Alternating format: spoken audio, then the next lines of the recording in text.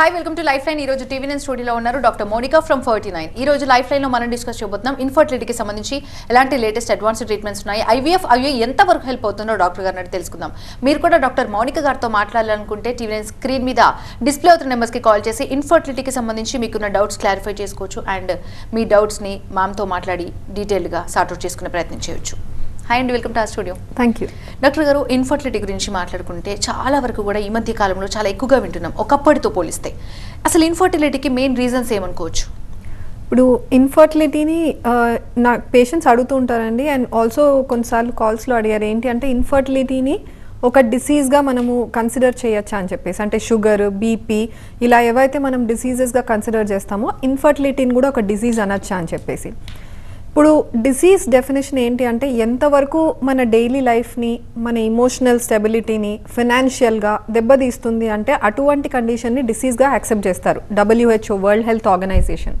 So ఇప్పుడు world health organisation ఏమంటుంది అంటే ఇన్ఫర్టిలిటీ ప్రాబ్లం ప్రపంచంలో ఎంత ప్రివలెంట్గా ఉంది, ఎంత మటుకు డిస్టర్బ్ చేస్తుంది కపుల్స్ని, ఫైనాన్షియలీనే కాకుండా మెంటలీ కూడా.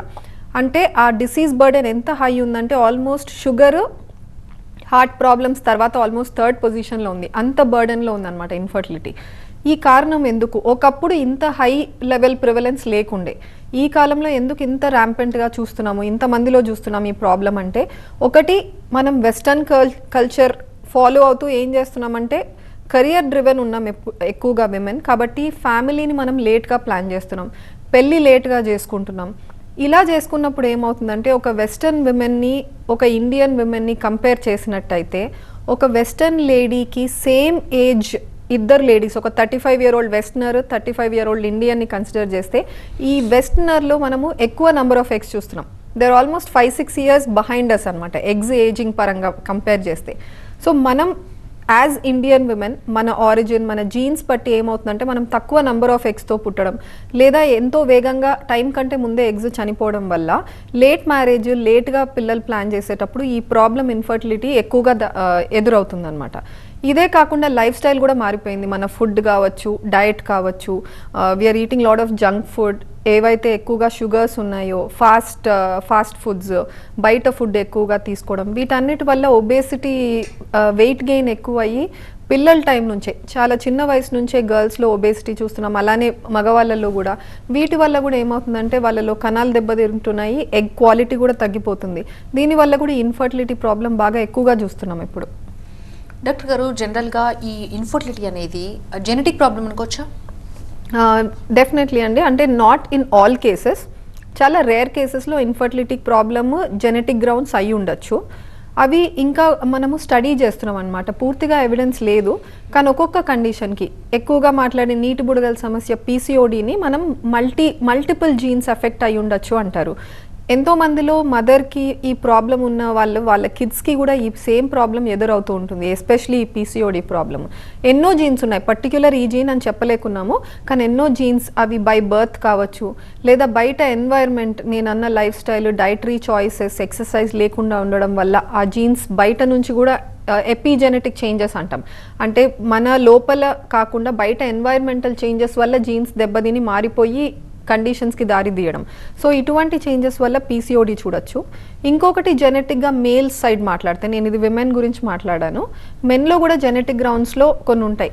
అవేంటి అంటే క్లైన్ఫెల్టర్ సిండ్రోమ్, లేదా వేరే అదర్ రీజన్స్ వల్ల బై బర్తే వాళ్ళ టెస్టిస్ చిన్న సైజులో ఉండడం, సరిగ్గా కణాలు ప్రొడ్యూస్ అవ్వకపోవడము.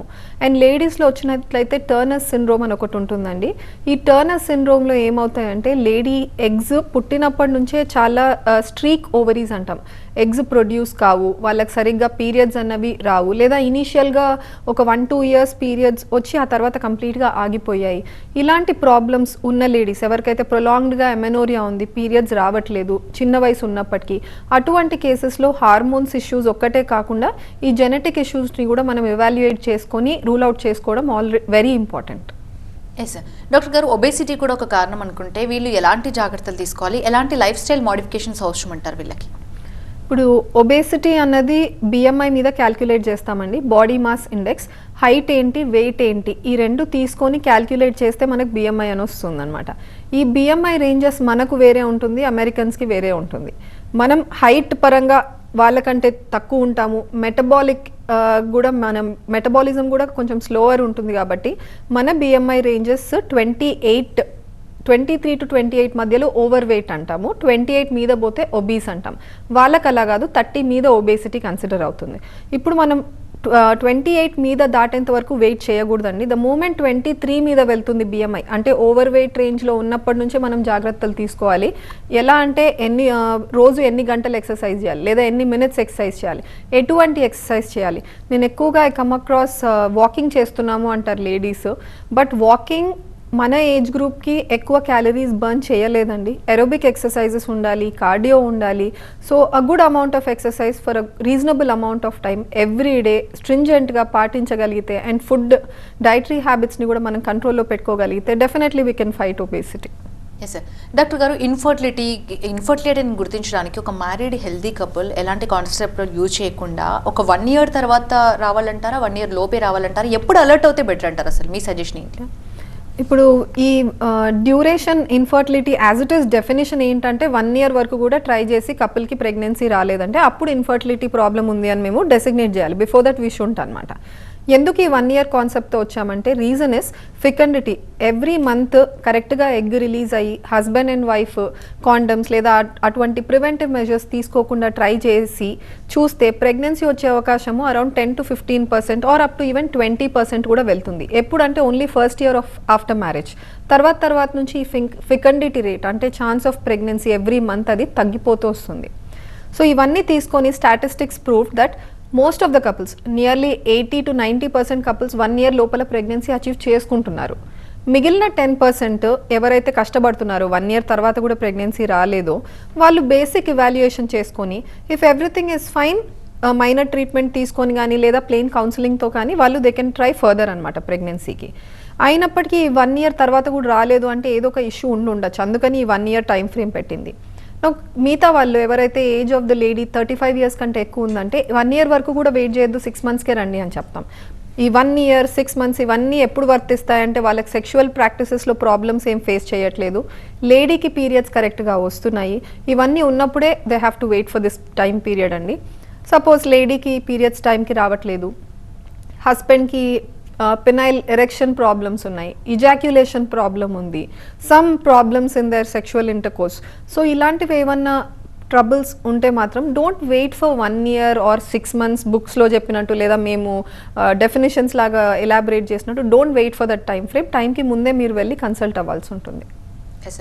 డాక్టర్ గారు, మేల్ ఇన్ఫర్టిలిటీ విషయానికి వస్తే మేల్ ఇన్ఫర్టిలిటీలో యూజువల్గా మీరు ఎలాంటి ప్రాబ్లమ్స్ ఎక్కువగా చూస్తుంటారు? మోస్ట్ ఆఫ్ దెమ్ మేము డీటెయిల్డ్గా వెళ్ళమండి investigations. For men we limited to semen analysis, వీర్యకణాల పరీక్షనే చేస్తామన్నమాట చాలా మటుకు. ఈ వీర్యకణాల పరీక్ష అంతా బాగానే ఉంది, నార్మోజూస్పర్మియా అంటాం, అంటే అన్ని పారామీటర్స్ మేము చూసిన కదలిక కణాల నంబరు ఇవన్నీ బాగున్నట్టయితే we don't probe in further, we start off treatment. లేదు ప్రాబ్లమ్స్ ఏమైనా బయటపడుతున్నాయి, మేము ఎక్కువగా చూసేది ఏంటి అంటే కదలిక ప్రాబ్లమ్స్ ఉన్నాయండి. అంటే కణాల నంబర్స్ బాగున్నప్పటికీ మిగతా పారామీటర్స్ బాగున్నప్పటికీ కదలిక దెబ్బతింటుంది. అంటే ముందుకు కదిలే కణాల శాతం, ప్రోగ్రెసివ్ మోటిలిటీ, ఏవైతే కణాలు గర్భసంచి ముఖద్వారం దగ్గర పడతాయో భర్త భార్య కలిసినప్పుడు ఆ స్పర్మ్స్ స్విమ్ చేసుకుంటూ ట్యూబ్లో ఎగ్ వరకు చేరుకుంటేనే ఫర్టిలైజేషన్ జరిగి మనకు ఎంబ్రియో ఫామ్ అవుతుంది. అటువంటి ఎంబ్రియో వచ్చి గర్భసంచిలో అతుక్కుంటేనే ప్రెగ్నెన్సీ అన్నది కలుగుతుంది లేడీకి. సో మనకు ఆ ఎగ్ వరకు చేరుకోగలిగే కణాలు ప్రోగ్రెసివ్లీ మొటైల్ స్పర్మ్స్ కనీసం 32% అండ్ అబవ్ ఉండాలి అని చెప్పేది ఆర్గనైజేషన్. కానీ ఎక్కువగా మేము ఈ రేంజెస్లో మొటిలిటీ చూడట్లేదు. And most common reasons motility దెబ్బతినడానికి ఒకటి ఒబేసిటీ, ఎక్సర్సైజెస్ లేకపోవడము, అండ్ సెకండ్ వచ్చేసి స్మోకింగ్ అండి. సో స్మోకింగ్ వల్ల మొటిలిటీ బాగా దెబ్బతింటుంది. ఇది కాకుండా నెక్స్ట్ ఆల్కహాల్. ఈ ఆల్కహాల్ ఎక్కువగా కన్జ్యూమ్ చేసేవాళ్ళు వాళ్ళకు పొట్ట రీజన్లో ఫ్యాట్ అక్యుములేట్ అవుతుంది. అక్కడ అక్యుములేట్ అయ్యి బాడీలో టెస్టోస్ట్రోన్ అన్న మేల్ హార్మోన్ లేడీ హార్మోన్ ఈస్ట్రోజన్కి కన్వర్ట్ అయిపోతూ ఉంటుంది. అందుకని టెస్టోస్ట్రోన్ తగ్గిపోయి మెన్లో వాళ్ళ sperm numbers, motility, overall performance అన్నది పడిపోతుంది. అందుకనే ఆల్కహాల్, స్మోకింగ్ ఇటువంటివి డెఫినెట్గా సెమెన్ అనాలిసిస్ మీద నెగటివ్ ఇంపాక్ట్ అన్నవి చూపిస్తాయి. డాక్టర్ గారు, ఫీమేల్ ఇన్ఫర్టిలిటీ గురించి మాట్లాడుకుంటే థైరాయిడ్ కూడా ఒక రీజన్ అనుకుంటే థైరాయిడ్ ఉన్న పేషెంట్స్ ఎలాంటి జాగ్రత్తలు తీసుకోవాలంటారు? ఇన్ఫర్టిలిటీకి వాళ్ళు ఎలాంటి ట్రీట్మెంట్ స్టార్ట్ చేస్తే బెటర్ అంటారు? థైరాయిడ్ కండిషన్ అనేది చాలా చాలా ప్రివలెంట్ అండి. సపోజ్ అందరు ladies most of us don't get tested ఇట్లా ఇన్ఫర్టిలిటీ ప్రాబ్లమ్ అని వెళ్ళినప్పుడు, లేదా ప్రెగ్నెన్సీలో ఇలాంటి టైమ్స్లో థైరాయిడ్ ప్రాబ్లమ్స్ ఎక్కువగా బయటపడుతుంటాయి. సబ్ క్లినికల్ హైపోథైరాయిడిజం అంటాం. అంటే థైరాయిడ్ వాల్యూ కనుక 2.5 to 4 రేంజ్లో ఉంటే దీన్ని సబ్ క్లినికల్ అంటాం. కొంతమంది డాక్టర్స్ ట్రీట్ చేయాలనుకుంటారు, కొంతమంది అవాయిడ్ చేస్తారు. మా గైడ్ లైన్స్ ప్రకారం ప్రెగ్నెన్సీతో ఉన్న లేదా లేడీ ప్రెగ్నెన్సీ కావాలనుకుంటున్నా 2.5 లోపల TSH వాల్యూ ఉంటే బాగుంటుంది అని అనుకుంటాం. అందుకని స్ట్రింజెంట్గా ట్రీట్ చేస్తాం. ఈ థైరాయిడ్ ప్రాబ్లం వల్ల ఎందుకు అంత కేర్ తీసుకుంటాము అంటే, థైరాయిడ్ హార్మోన్కి మన మెన్స్ట్రువల్ సైకిల్స్కి there is a close relation. ఎవరికైతే థైరాయిడ్ ప్రాబ్లం ఉందో వాళ్ళకు పీరియడ్ సరిగ్గా రాకపోవడం, లేదా పీరియడ్ టైంలో హెవీగా బ్లీడింగ్ అవ్వడం, లేదా ముందు కంటే సడన్గా స్కాంటీ బ్లీడింగ్, తక్కువ బ్లీడింగ్ అవుతుందనడం. సో ఇలాంటి ప్రాబ్లమ్స్ ఎదురవుతాయి థైరాయిడ్ ఇష్యూస్ ఉన్న వాళ్ళకి. ఇలా ఉన్న వాళ్ళకి ఏంటి అంటే ఎగ్ పెరగట్లేదేమో, విడుదల కావట్లేదేమో, ఇలాంటి డౌట్స్ వస్తాయి. ఆ రీజన్కే మేము ఫస్ట్ అండ్ ఫార్మోస్ట్ థైరాయిడ్ని అండర్ కంట్రోల్లో ఉంచడానికి ట్రీట్మెంట్ అనేది ఇనిషియేట్ చేస్తాము అండ్ అలాంగ్ సైడ్ తీసుకెళ్తాం. ఇప్పుడు థైరాయిడే కాకుండా హార్మోనల్ సమస్యలు మిగతావి కూడా ఉంటాయండి. ప్రొలాక్టిన్ అని కూడా ఒక హార్మోన్ ఉంటుంది. ఈ ప్రొలాక్టిన్ హార్మోన్ చిన్న చిన్న రీజన్స్ వల్ల కూడా హై లెవెల్స్కి వెళ్తుంది నార్మల్ లెవెల్స్ నుంచి. సరిగ్గా అడిక్వేట్ స్లీప్ లేకపోవడము, లేదా మన స్ట్రెస్లో ఉండడము. సో ఇటువంటి ఏ ప్రాబ్లమ్స్ వచ్చినా కూడా ఈ ప్రొలాక్టిన్ వాల్యూస్ కొంచెం ఫ్లక్చువేట్ అవుతాయి. మనం నోటీస్ చేస్తూ ఉంటాము, గర్ల్స్కి ఎగ్జామ్స్ నియర్ అవుతున్నాయి, లేదా ఏదైనా టెన్షన్ అవుతుంది, somebody expired in the family, ఇటువంటివి ఏమన్నా సడన్ షాకింగ్ ఇన్సిడెంట్స్ కానీ స్ట్రెస్ఫుల్ సిచ్యువేషన్స్ కానీ వచ్చినప్పుడు వాళ్ళ పీరియడ్స్ అటు ఇటు అవుతాయి అన్నమాట. లేట్గా రావడం లేదా ముందే వచ్చేయడం ఇలాంటివి జరుగుతూ ఉంటాయి. అందుకనే ఈ ప్రొలాక్టిన్ హార్మోన్ కూడా టెస్టింగ్ చేయడం జరుగుతుంది. ఇవన్నీ కాకుండా పీసీఓడి నీటి బుడగల సమస్యలో ఎన్నో హార్మోన్స్ చెక్ చేస్తాం. FSH, LH, insulin levels and male hormone ఎంత ఉంది, సీరం టెస్టోస్టెరాన్ లెవెల్స్. సో ఇట్లా ఎన్నో హార్మోన్స్ టెస్ట్ చేసి అవి నార్మల్ ఉన్నాయా లేదా బేస్ లైన్ చూసుకొని అకార్డింగ్గా ట్రీట్మెంట్ అనేది పెట్టడం జరుగుతుంది. కాలర్ లైన్లో ఉన్నారండి ఫ్రమ్ జడ్చర్ల. హసీనా గారు, ప్రాబ్లం ఏంటో చెప్పండి డాక్టర్ గారికి. మేడం మాకు అది పిల్లల కోసం అని మేడం. ఓకే అండి. మాకు ఎలాంటి సమస్య లేదు మేడం. మా ఆయనది అది టెస్ట్ కూడా అంతా మంచిగా ఉంది మేడం. కానీ ప్రెగ్నెన్సీ 2 నెలలు 3 నెలలు ఉండి ఇట్లా వెళ్ళిపోతుంది మేడం. ఇప్పటికి ఎన్నిసార్లు అయిందండి అలా? అట్లా 3 సార్లు అయిపోయింది మేడం. మీది మేనరికంలో జరిగిందా అండి మ్యారేజ్? ఏం లేదు మేడం, బయటనే మేడం, వేరే వాళ్ళే మేడం. ఓకే అండి. ఇప్పుడు అన్ని 3 సార్లు కూడా చాలా ఎర్లీగానే ప్రెగ్నెన్సీ మిస్క్యారేజెస్ అయ్యాయి కాబట్టి అండి, ఇంతకుముందు 3 సార్ల కంటే ఎక్కువ సార్లు అయితే అప్పుడు స్టార్ట్ చేసేవాళ్ళం ఇవాల్యుయేట్ చేయడం ఎందుకు అవుతున్నాయి ఇట్లా మిస్క్యారేజెస్ అని. బట్ ప్రెసెంట్ డే వరల్డ్లో లేట్గానే ప్లాన్ చేస్తున్నాం ఆల్రెడీ కాబట్టి 2 మిస్క్యారేజెస్ నుంచే వి స్టార్ట్ అనమాట డీటెయిల్గా ఏమై ఉండొచ్చు రీజన్ అని చెప్పేసి. బట్ మోర్ దెన్ 80% కేసెస్లో 3 months లేదా 3 months లోపల మిస్క్యారేజ్ అవ్వడానికి రీజన్ ఫామ్ అయిన పిండము జన్యుపరంగా ఏదో లోపం ఉండి ఉండొచ్చు, దానివల్ల ఈ ప్రాబ్లం ఎదురవుతూ ఉండొచ్చు. సో ఈ జెనెటిక్ ప్రాబ్లమ్స్ ఏమన్నా ఉన్నాయా చూసుకోవడానికి భర్త భార్య క్యారియోటైపింగ్ అని ఒక బ్లడ్ టెస్ట్ చేసుకోండి. డెఫినెట్ ఆన్సర్ దొరుకుతుందని నేను అనట్లేదు, బట్ అట్లీస్ట్ ఏదన్నా ఇన్ ద ఫేస్ ఏమైనా ప్రాబ్లం ఉందంటే బయటపడుతుంది. సో క్యారియోటైపింగ్ అన్న ఒక టెస్ట్ మీ ఇద్దరు చేసుకోండి, ఐ సజెస్ట్ దాట్. అది కాకుండా మీవి హార్మోన్స్ నేనన్న thyroid levels, prolactin levels, sugars కంట్రోల్లో ఉన్నాయా లేదా ఇవి చూసుకోండి. భర్త సైడ్ నుంచి కొంచెం డీటెయిల్గా వెళ్ళాలి అనుకుంటే క్యారియోటైపింగ్ కాకుండా ప్రతి ఎగ్లో ఒక కణం చేరుకున్న తర్వాతే పిండం ఏర్పడుతుంది కాబట్టి కణం క్వాలిటీ కూడా అంతే ఇంపార్టెంట్. గుడ్డు సైడ్ నుంచి కాకుండా కణం సైడ్ నుంచి కూడా మనము ఇగ్నోర్ చేయకుండా చూడాలి. స్పర్మ్ DNA ఫ్రాగ్మెంటేషన్ ఇండెక్స్ అని ఒక టెస్ట్ ఉంటుంది. ఎవరికైతే రిపీటెడ్ మిస్క్యారేజెస్ అవుతున్నాయి, లేదా టెస్ట్ ట్యూబ్ బేబీ పద్ధతిలో ఎంబ్రియో బాగుంది కానీ పెట్టినా అతుక్కోవట్లేదు, లేదా అతుక్కొని మీలాగా మిస్క్యారేజెస్ అవుతున్నాయి, అలాంటి కేసెస్లో DFI అన్న టెస్ట్ చేస్తాం. ప్రతి స్పర్మ్లో జీన్స్ ఉంటాయి, DNA మెటీరియల్ ఉంటుంది. ఈ మెటీరియల్ ఎంత మాత్రం దెబ్బతినింది 5%, 10%, 15%. సో ఇలా మేము క్యాల్కులేట్ చేసి మరీ హైగా DNA ఫ్రాగ్మెంటేషన్ ఎక్కువగా బ్రేక్స్ ఉన్నాయి అంటే అటువంటి స్పర్మ్ కలిసి తయారైన ఎంబ్రియో కూడా మిస్క్యారేజ్ అవుతుంది.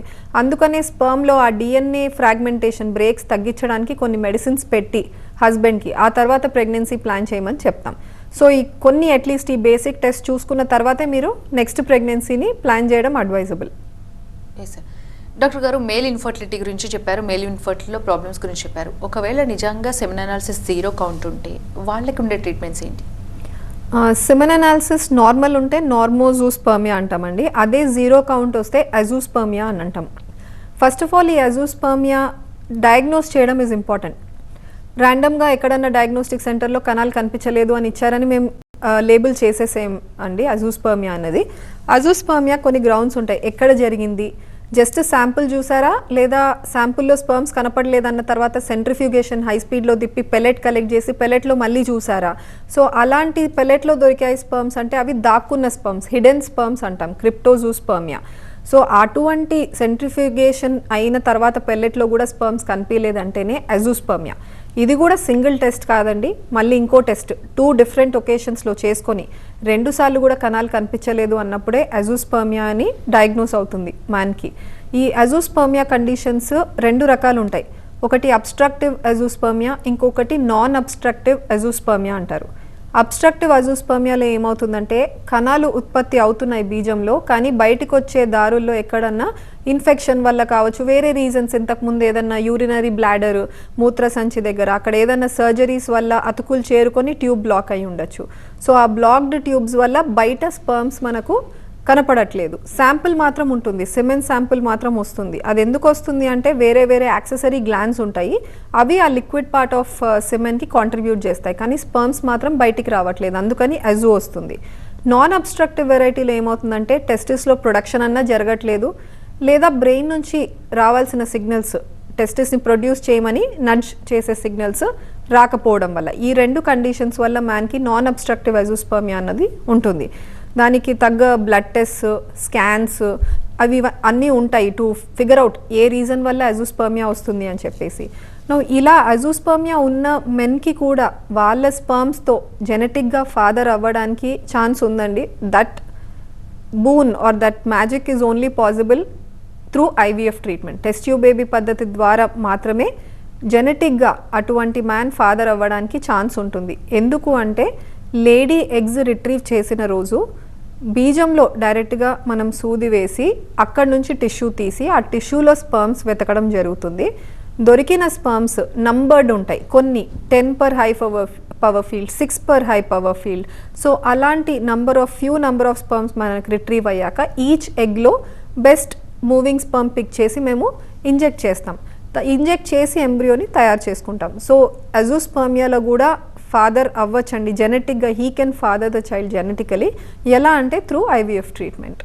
ఎస్ డాక్టర్ గారు, రికరెంట్ అబార్షన్స్ అయిన వాళ్ళు ఐవీఎఫ్ ఆర్ ఐయుఐకి వెళ్ళొచ్చా? డెఫినెట్లీ అండి. ఒకటి ఏంటంటే రికరెంట్ మిస్క్యారేజెస్ అవుతున్న వాళ్ళకి మాకు ఎలాగో ప్రెగ్నెన్సీ వస్తుంది కదా, మీరు ఐయుఐ లేదా ఐవీఎఫ్ ద్వారా what are you helping in anyway అన్నది ఒక క్వశ్చన్ వస్తుంది.